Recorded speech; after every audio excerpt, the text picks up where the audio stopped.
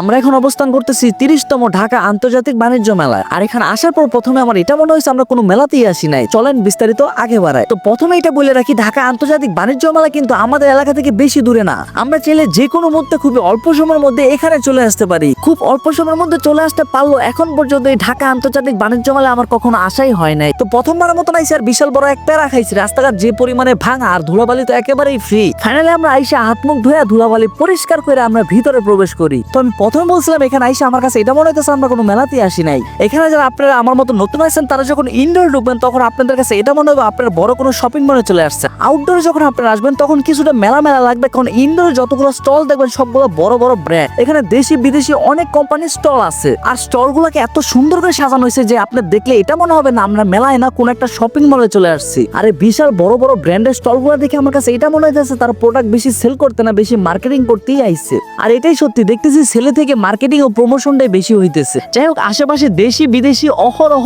ব্র্যান্ডের কালেকশন আছে। আশেপাশে অনেকগুলো স্টল দেখে এটা আমি ভাইবে নিতেছি এখানে মোটামুটি সবকিছুই পাওয়া যাইতেছে। কিন্তু ভাই আমরা এখানে কিছু কিনতে আইনি, জাস্ট আমরা একটু ঘুরতে আইছি। আপনারা আবার কিছু মনে করেন না ভাই যে আপনারা কথাই বলতেছেন কিছু কিনতেছেন না। তো কোনো কিছু কিনার নাই, প্ল্যান শুধু একটাই, 50 টাকার টিকিট কাটে এখানে প্রবেশ করছি, 50 টাকা উসুল করে যাব। তো মেলা আছে মানে বিভিন্ন রকমের খানা দানার ব্যবস্থাও আছে। তবে সবার মুখে এটা শুনছি এই মেলাতে নাকি খাবারের দাম অনেক বেশি। ভাই বিশ্বাস করেন সত্যি খাবার দাবারের অনেক দাম, বাইরের থেকে এখানে ডাবল। মানে বাইরে যদি আপনি 100 টাকাতে কিছু খান সেটা ভিতরে হলো 200 টাকা। আর এটাই বাস্তব, মনে চাইলে খান নয়তো আস্তে ধীরে চলে যান। তো মেলা খানার পাশাপাশি সুন্দর বিনোদনের ব্যবস্থা করা হয়েছে ঢাকা আন্তর্জাতিক বাণিজ্য মেলাতে। যারা এখন পর্যন্ত আসেন না, আমার মতন একেবারে নতুন আছেন, তারা একবারের জন্য হইলেও এখানে ঘুরে যেতে পারে। আশা করি আপনি খাওয়া দাওয়া কেনাকাটা না করলেও আপনার 50 টাকা লস হবে না। তো আজকের মতো এই পর্যন্ত, দেখা হচ্ছে পরবর্তী ভিডিওতে। সেই পর্যন্ত সব ভালো থাকবেন, সুস্থ থাকবেন, আল্লাহ হাফেজ।